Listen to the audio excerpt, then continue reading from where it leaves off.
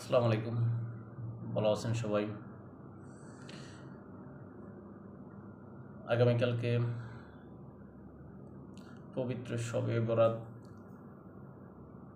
এবং আমাদের সাপ্তাহিক ছুটির দিন পবিত্র শুক্রবার, দুইটা খুবই মহিমান্বিত,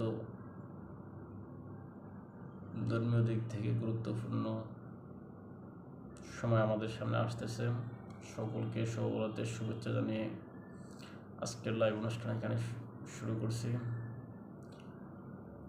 আশা করি সবাই ভালো আছেন।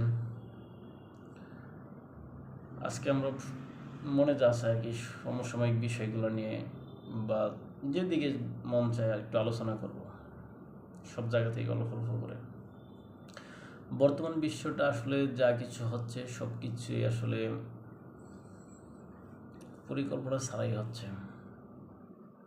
অর্থাৎ মনে হয় যেন যে যার মতো করে যা চাচ্ছে তাই করতে চাইছে। কেননা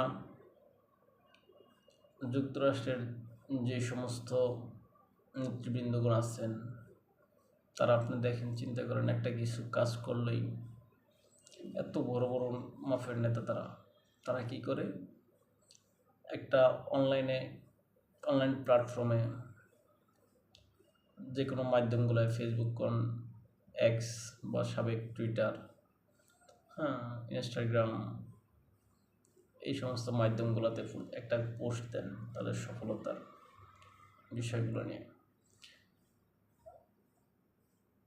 আপনি আমি চিন্তা করে পাচ্ছি, আমি একজন সাধারণ মানুষ হিসাবে হয়তো আমি কোনো একটা ভালো কাজ করলে সেটা আমি পোস্ট দিই, যে কোনো পোস্ট দিয়ে বা শেয়ার করে হয়তো অন্যের জানার জন্য একটা ক্রেডিট নিতে চাচ্ছি। কিন্তু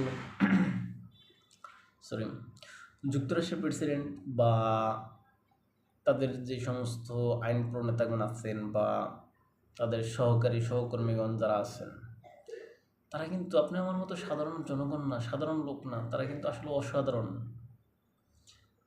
আর তারা যখন এটা করে, তখন আপনি আর আমি যখন রাস্তা দিয়ে হেঁটে হেঁটে যাচ্ছি এবং ওই পোস্টগুলো বা তাদের এই সমস্ত কর্মগুলো আমরা দেখি, তখন কিন্তু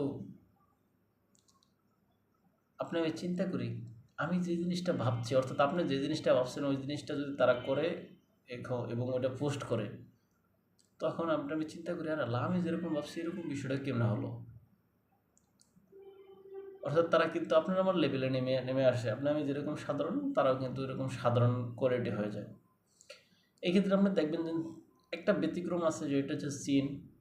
তাদের যে কোনো ভালো বা খারাপ, ইতিবাচক নেতিবাচক, তারা ওই রকম কোনো আপনার টুইটমিট কিছু করে না, কোনো এক্সে বা অন্য কোনো মাধ্যমে ইত্যাদিতে তারা প্রকাশ করে না। অর্থাৎ তারা জিম দিয়ে থাকে।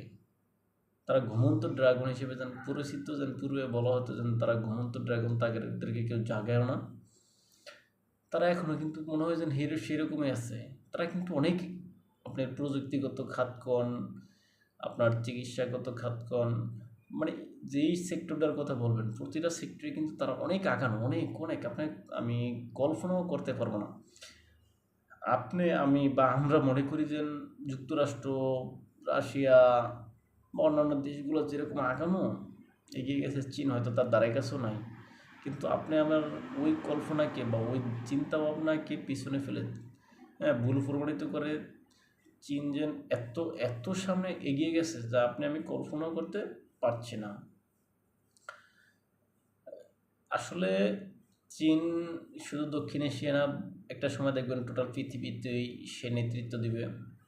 সেদিন হয়তো বেশি দিনও নাই, হয়তো আমার কথা ভুল হবে, তবে ভুল হওয়ার সম্ভাবনা নাই মনে হয়। কেননা চীনের যেভাবে উত্থান হচ্ছে, এই বিষয়গুলো চিন্তা করলে বা মিলিয়ে দেখলে আসলে চীন কিন্তু বিশাল পরিকল্পনা নিয়ে এগিয়ে যাচ্ছে। দেখেন, যুক্তরাষ্ট্র ভালো একটা কিছু লঞ্চ করুক বা আপনার ভালো একটা কিছু নামায় বা আবিষ্কার করুক, চীন দেখবেন সাথে সাথে একটা কিছু আবিষ্কার করে ওইটার বিপরীতে দেখিয়ে দিচ্ছে।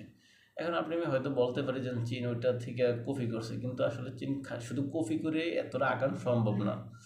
তাহলে আমরা কেন আগাতে পারতেছি না, আমরা বাঙালিরা বা অন্যান্য দেশে আমাদের থেকেও আরও যারা সমস্ত আগাইন্য দেশ আছে তারা কিন্তু আগাইতে পারতেছে না। হ্যাঁ, কিন্তু আসলে শুধু কপি করে এতটা সম্ভব না। হ্যাঁ, একটা সময় হয়তো চীন খালি শুধু কপি করছে। চীন সেই কপি করতে করতে এখন চীন আপনার অনেক ভালো কিছু আবিষ্কার করার দিকে যাচ্ছে।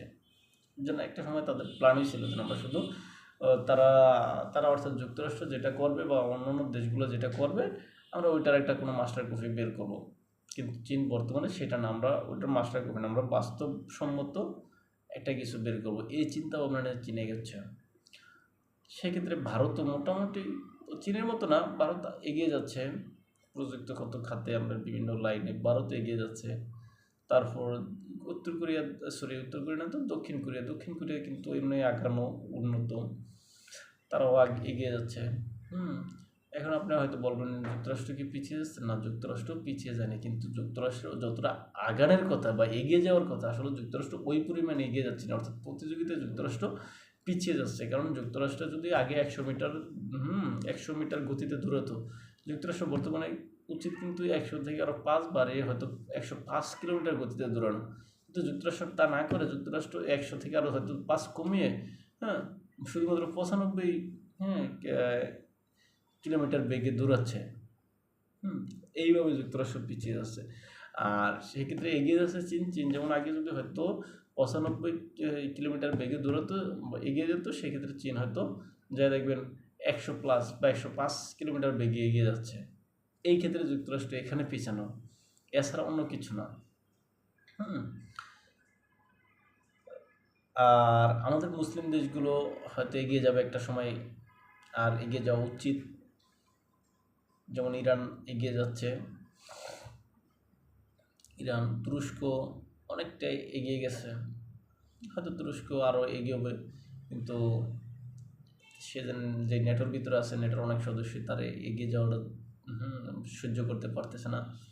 এই কারণে তুরস্ক হয়তো তার যে গতি আছে সেই গতিতে না গিয়ে, যেমন তুরস্কের মুসলিম বিশ্বে তুরস্কের হয়তো আপনার যেমন এগিয়ে যাওয়ার গতি যেমন আগে যদি হ্যাঁ 80 থাকতো, এখন হয়তো বা তুরস্কের বর্তমান সক্ষমতা 80 কিলোমিটার বেগে এগিয়ে যাওয়ার ক্ষমতা আছে, কিন্তু সেক্ষেত্রে তুরস্ক হয়তো 80 কিলোমিটার বেগে না এগিয়ে সেখানে 10 কিলোমিটার কম বেগে অর্থাৎ 70 কিলোমিটার বেগে এগোচ্ছে। কিন্তু তার সক্ষমতা আছে, সক্ষমতা থাকার পরও হয়তো যাতে সে অন্যের চোখে না পড়ে এইভাবে সে এগোচ্ছে। তাই মুসলিম বিশ্ব এগিয়ে যাক, তার সগৌরবে সমহিমায় আশাবাদ ব্যক্ত রেখে আজকে ভিডিও এখানে শেষ করছি। ভালো থাকবেন সবাই, আসসালামু আলাইকুম।